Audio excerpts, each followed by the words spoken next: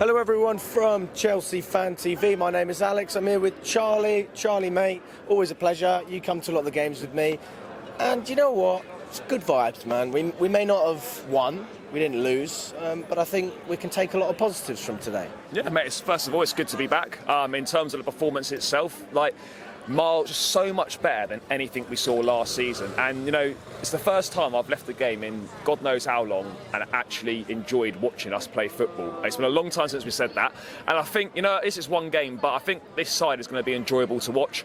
And there's a lot of exciting young players. I thought some of the debutants done really well. I thought Nicholas Jackson, he deserved a goal today, but his hold-up play, his link-up play, he was just a handful. And the difference between having him and fucking Havertz up front last season is just, it's night and day, mate. And I think he's going to be a good player for us. Yes, I do worry a little bit where the goals are going to come from. I still feel there's a lack of goals in this team. I think we are going to struggle to score goals, and Kunku being out is obviously a massive problem. So I think in the market, what's left of it, we need to try and find someone that can maybe put a few goals in the back of the net, because I can't necessarily see where the goals are going to come from still. So who do you think is going to contribute the most goals out of what we have at the moment? Bear in mind, obviously, Kunku's injured.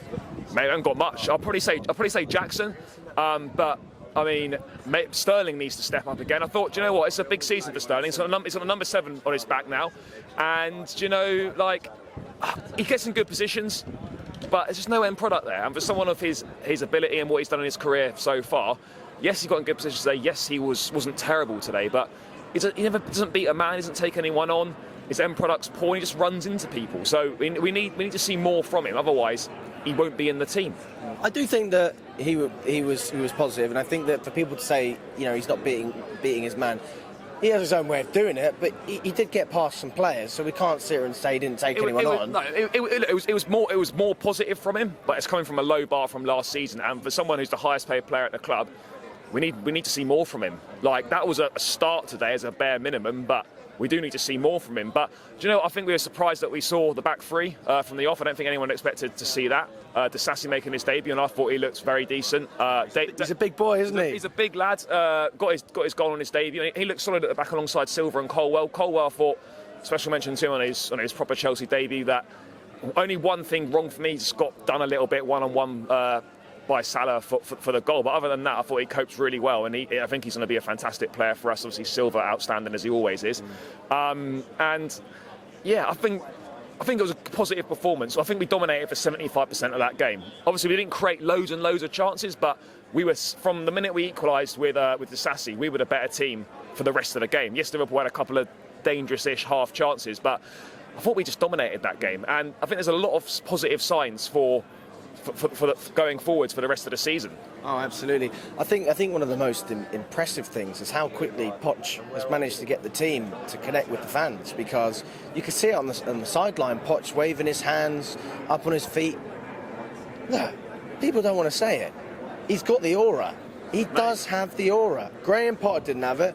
Lord knows Bruno didn't have it, and Frank Lampard didn't. So I think we can consider ourselves lucky that we've got a top manager, when there were other options out there that probably wouldn't have suited us as well as Poch. Because if you look at what we're trying to build, I can't think of a better manager to suit what we're doing and still pull out the results and compete as well. Yeah, I think it's exciting times ahead. I think he's a perfect man for where we're at this point in this project, wherever this project is going. I think you look at the way the recruitment's going, the young players, his record of developing young players, the fact that he gets the team fit, he gets a real feel-good vibe around the camp as well. And do you know what I think is going to make a massive difference this season is, for the first time in fuck knows how long, we have actually got a group of players that all want to be at the club and are all happy to be here, and that makes such a big difference. That's infectious, and that environment is going to contribute to positive results. And the ones that don't want to be here, off you go. And if you are still here, they're not going to train with the first team. Lukaku, Hudson-Odoi, and I think Ziyech as well. Yeah. Exactly. So,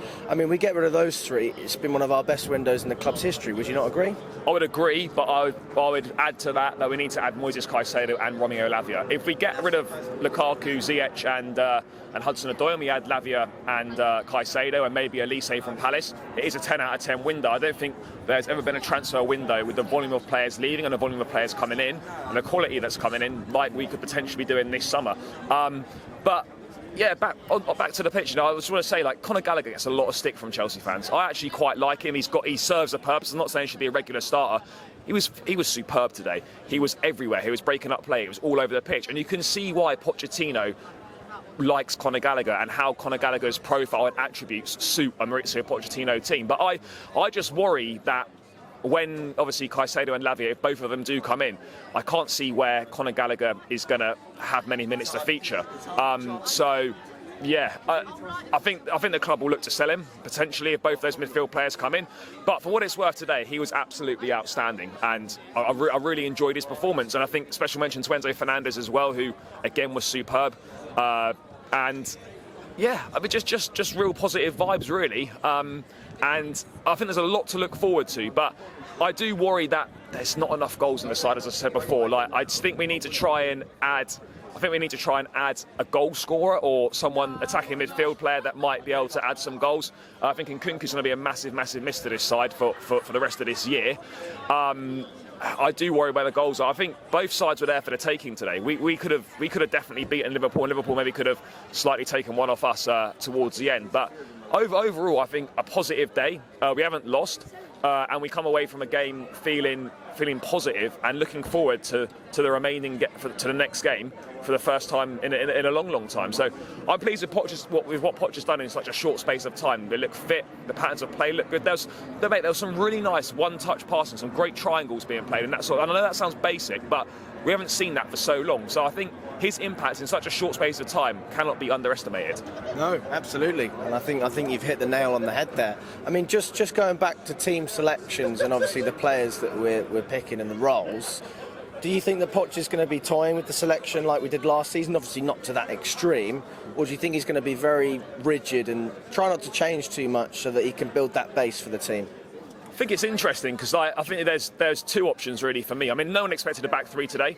I think that's maybe circumstantial potentially. I would be surprised if we saw that more going forward.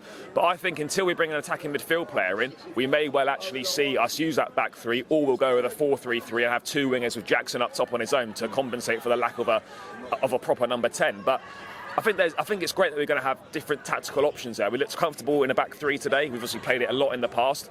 I think we're going to be comfortable in the 4-2-3-1 that we saw in pre-season, and we also look fairly comfortable in a 4-3-3 as well. And I think that tactical fluidity is really, really important, particularly in modern football as well, to be able to be tactically sound in multiple different systems, which might suit different games against different opposition, and it might suit different times in different games as well, to be able to switch the system up and try something a little bit different. I also want to say that I thought Chukwuemeka was really good today as well. Nobody's talking about him. Why? He's always positive. I love him, mate. Yeah, I'm a huge fan of him. I really like Carney Chukwuemeka. I think there's a lot of talent there. I think he was disrespected last season. We mentioned it a number of times after games that he wasn't getting the minutes he deserved. And I think there's a really top player in there, and he can develop so much more under Pochettino. I think he could be a really important member of our squad. Well, I think it says a lot just the fact that he started today and played the majority of the minutes as well. I think that speaks for itself, doesn't it? Yeah, do you know what? These young players that need minutes and need consistency, Pochettino trusts young players, and he knows how to get the best out of them. So yeah, I'm excited to see how these guys develop. We've got such a talented squad full of young players that need developing, need coaching, and there's not actually anyone better for me than Pochettino to develop these players into a special team. Just your thoughts going into the West Ham game. Thoughts going into the West Ham game. Let's get Caicedo done tonight or tomorrow morning. Have him in for the West Ham game. Just more of the same, really. Just more of the same. If we play like that against West Ham, we should be able to win. I'd like us to create a few more clear-cut chances. There wasn't an abundance of clear-cut opportunities today. Jackson blazing one over the bar. Mudryk could have maybe gone down for a penalty towards the ends potentially. But yeah, I'd like us to create more clear-cut chances and stick a few more away. But just more of the same for West Ham, and just keep bringing that high energy, that positive football, and let's continue the feel-good factor, because I think there could be something decent coming this season. Thank you very much, mate. Always a pleasure.